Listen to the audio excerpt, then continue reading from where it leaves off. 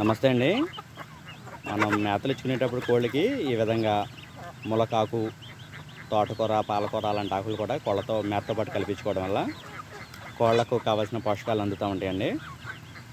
అదేవిధంగా ములకాకు అనేది కోళ్ళలో ఎండు రోగం అనేది రాకుండా కాపాడుతూ ఉంటుంది. అందువల్ల మనకి కోడికి ముందు నుంచి కూడా పిల్లలప్పటి నుంచి కూడా ములకాకు అలవాటు చేసుకోవడం వల్ల మేతతో పాటు ఈ విధంగా ములకాకు ఇచ్చుకోవచ్చండి. ములకాకు ఇచ్చేటప్పుడు మనం ప్రత్యేకంగా శ్రద్ధ ఏం పెట్టవసరం లేదండి. ఎందుకంటే ప్రత్యేక శ్రద్ధ అంటే ఏంటంటే మనం ప్రత్యేకంగా జాగ్రత్తలు ఏం తీసుకోవసరం లేదు. ఎందుకంటే ములక చెట్టు అనేది ప్రతి చోటన ఉంటుంది, ఎవరింట్లో అయినా. కెమికల్స్ అనేవి వాడడం కాబట్టి డైరెక్ట్గా చెట్టు నుంచి తెచ్చుకుని ఇచ్చుకోవచ్చు. అదే తోటలో ములక చెట్లు అయితే కొద్దిగా ఏమన్నా కెమికల్స్ ఏమైనా కొట్టారో తెలుసుకోవాలని మనం. ములక అనేది కెమికల్స్ అనేది తక్కువే అనుకుంటున్నాను నేను, నాకు అంత అవగాహన లేదు.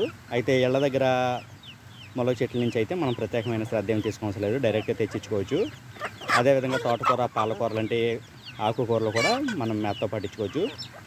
అవి ఇచ్చుకునేటప్పుడు మనం ప్రత్యేకంగా శ్రద్ధ తీసుకోవాలండి. ఎందుకంటే కెమికల్స్ కొడతా ఉంటారు కాబట్టి కెమికల్స్ సంబంధించిన అవశేషాలు ఎంతో కొంత ఉంటాయి. మనం కూరని ఉడికిచ్చి తింటాం కాబట్టి దాని మీద అంత ప్రభావం ఉండదు.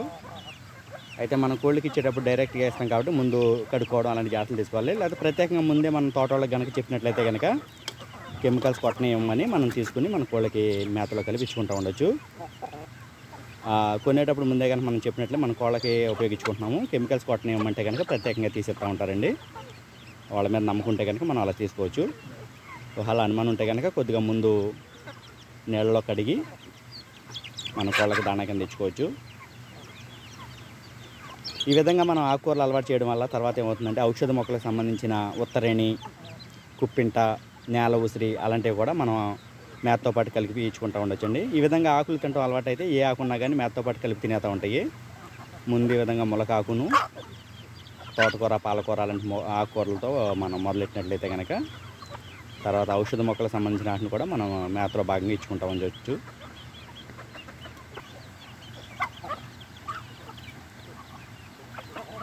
ఇలా ఆకుకూరలు మనకు మేతలో భాగంగా ఇచ్చుకోవడం వలన కోళ్ళకి కావాల్సిన పోషకాలన్నీ అందుతూ ఉంటాయండి.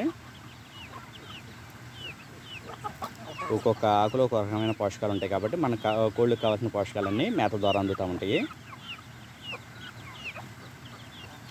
ముందు నుంచి కూడా కోళ్ళకి మేతలో భాగంగా మనం ఆకుకూరలు అలవాటు చేసినట్లయితే కనుక కోడి తింటాం అలవాటు అయితే పిల్లలకు కూడా చిన్నప్పటి నుంచి మేపుతూ ఉంటాయండి.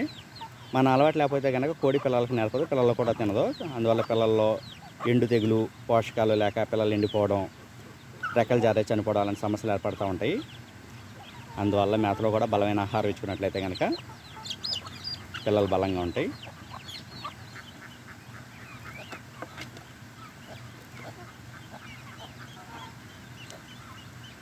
ముందు స్టార్టింగ్లో ఆకులను తప్పించేస్తూ ఉంటాయండి పక్కకి. అలా మెల్లమెల్లగా మనం అలవాటు చేసుకున్నట్లయితే కలిపి తింటాం మొదలు పెడతా ఉంటాయి.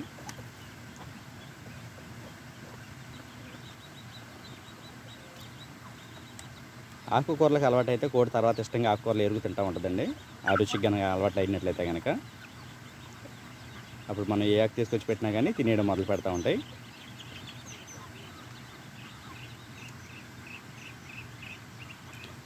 ఎండు రోగానికి సంబంధించి సమర్థవంతంగా ఎదిరించడంలో ములకాకు అనేది బాగా ఉపయోగపడుతూ ఉంటుందండి.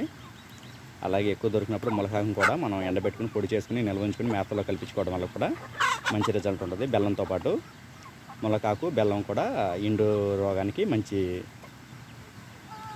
పరిష్కార మార్గాలు.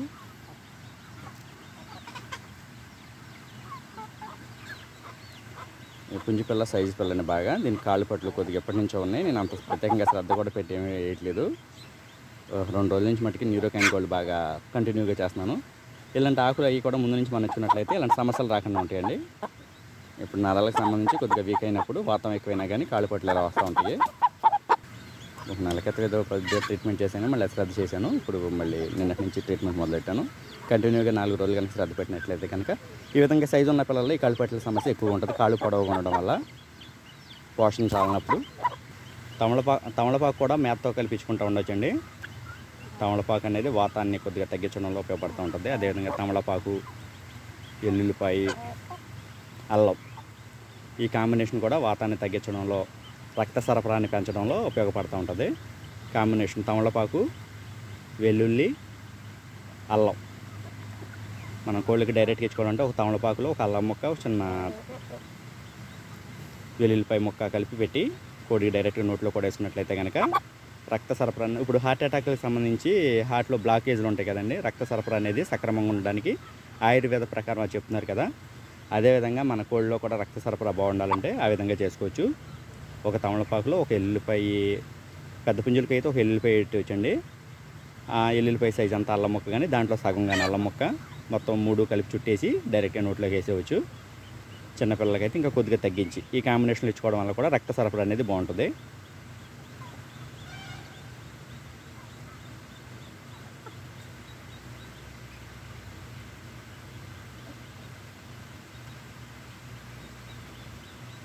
అదేవిధంగా అప్పుడప్పుడు మేతల్లో కూడా శొంఠి, వస ఇవి కూడా ఇచ్చుకుంటూ ఉండొచ్చండి. ఇప్పుడు పద్ధతులన్నీ కూడా మళ్ళీ పాతకాలానికి వెళ్ళాల్సి వస్తుందండి. ఓల్డ్ ఈజ్ గోల్డ్ అన్నట్టుగా ప్రతిదీను మెడిసిన్ కంటే కూడా మనం ఎక్కువ ఆహారంలో అందించుకోవడం ద్వారా కోడి అనేది ఇమ్యూనిటీని పెంచుకుంటుంది శరీరంలో.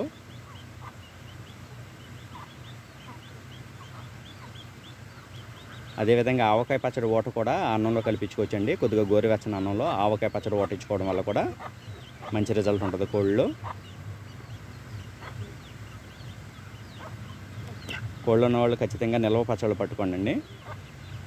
నిల్వ పచ్చళ్ళు పట్టుకోవడం వల్ల మెంతిపిండి, ఆవపిండి వేసుకుని కలిపి నిల్వ ఉంచుకున్న పచ్చళ్ళు ఏదైనా సరే దాని ఓటని ఏం చేస్తామంటే వారంలో 1-2 సార్లు కొద్దిగా గోరువెచ్చని అన్నంలో కలిపించుకోవడం వల్ల చాలా రకమైన సమస్యలు నివారించబడతాయి. చూడండి, ఈ పిల్లలు చక్కగా ఎరుగు తింటున్నాయి మొలకాకు. ఇలా చిన్నపిల్లప్పటి నుంచి కూడా మనం వేయడం వల్ల ఇందులో సాలు పురుగులు అవి తింటాం మొదలెడతాయి ముందు, తర్వాత ఆకులను తింటాయి మెల్లగా. ఆకులను పొడుచుకు తింటే చిన్నపిల్లప్పటి నుంచి కూడా మనం ఏ విధంగా అలవాటు చేసుకున్నట్లయితే కనుక చూడండి పిల్లలు చక్కగా తింటున్నాయి. కోడికి అనేది ముందు అలవాటు ఉంటే పిల్లలకి మెల్లగా నేర్పిస్తూ ఉంటుందండి. చూడండి ఈ విధంగా మనం ఇలా ఆకులు తీసుకొచ్చేసి ఎక్కడన్నా పైకి ఎలాడగట్టినట్లయితే కనుక కోడి ఈ విధంగా తినిపిస్తూ ఉంటుంది పిల్లలకి. ఇలా ముందు నుంచి మనం అలవాటు చేసుకున్నట్లయితే కనుక. మా ఇంటికాడ ఒక తమలపాకు మొక్క ఉందండి, కుండీలో పెట్టాను. దాన్ని ఇంటికాడ ఉన్నప్పుడు ఇది మొత్తం మూడి చేసేసింది, పిల్లలకి పెట్టేసింది తమలపాకు మొత్తం. తమలపాకు పాలు అప్పుడే మొదలెట్టింది. ఒక 10 ఆకులు ఉంటాయేమో, ఆ 10 ఆకులని కూడా పిల్లలకి పెట్టేసింది. రోజు కొద్దిగా ఈ విధంగా ఆకులు అలవాటు చేయడం వల్ల కూడా ఏం చేద్దంటే పిల్లలకు కూడా పెడతా ఉంటుంది. ఈ పిల్లలు కూడా కొంచెం మెల్లగా ఏరుకుని